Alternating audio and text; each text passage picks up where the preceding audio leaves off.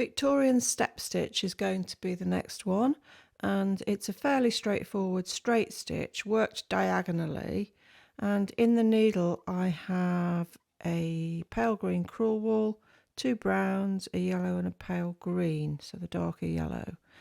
And we're going to start by working over 4 strands.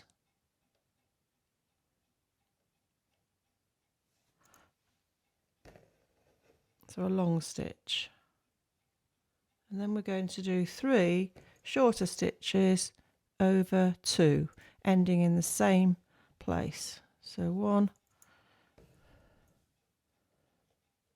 2,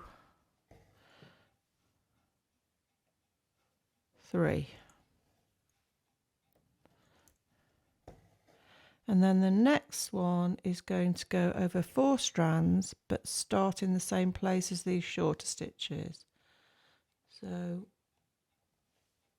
1, 2, 3, 4.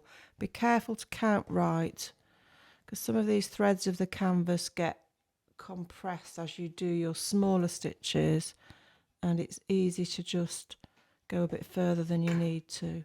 So another 3 little stitches over 2 canvas threads.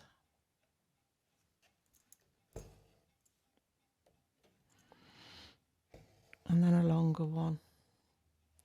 And we're going to continue like this until we get to the other side here.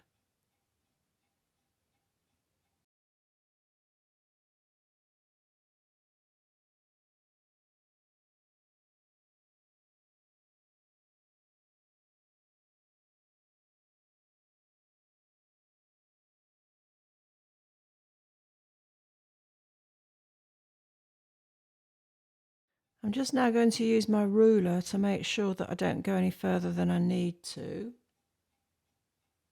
So that's my long stitch, and then I can do 1 short stitch only.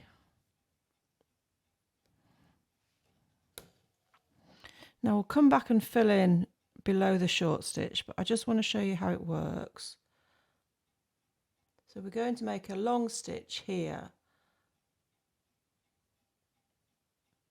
So 4 threads into that one there. So it's always next to the long stitch. And then you're going to make 3 little short stitches. So 1,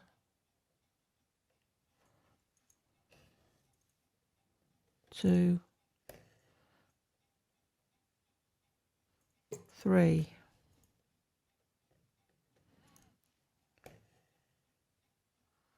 And then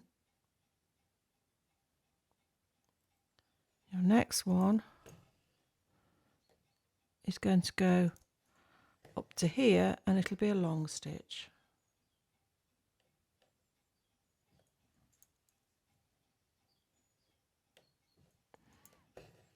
And then the 3 short stitches.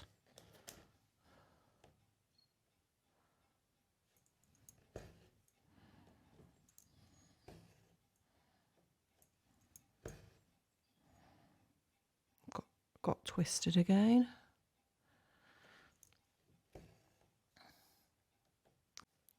So the next one is the long stitch.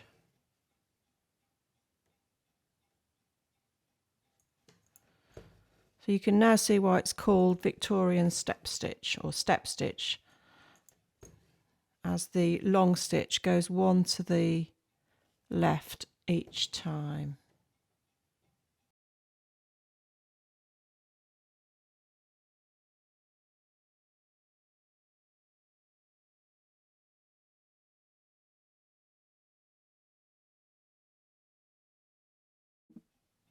I can't get another long one in here, so I'm going to do a short one underneath.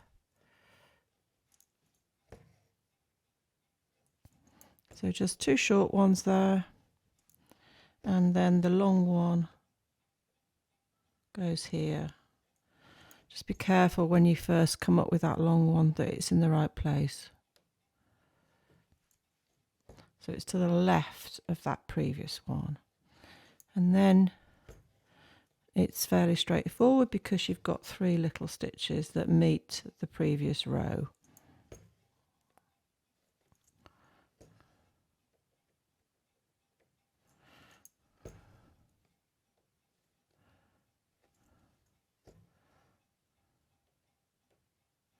And a long one.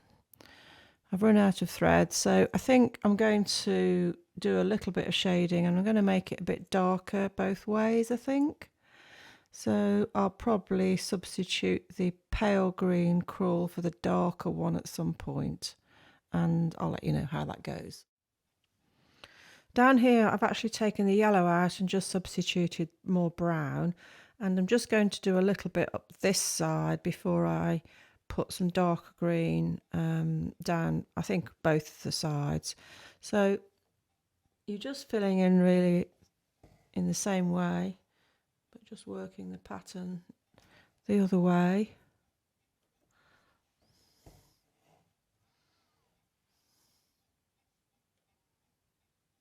And this next stitch here is going to go on top of the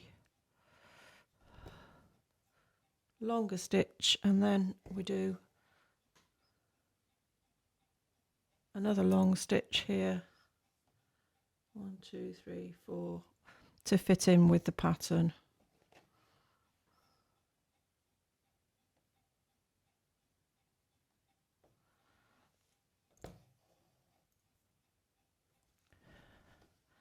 And keep working the stitch in that way.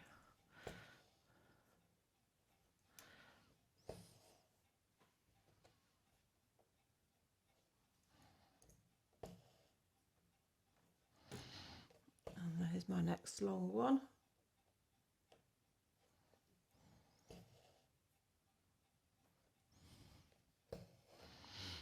I also filled in some stitches down this side here to meet the right line here. So they were just stitches over 2 threads.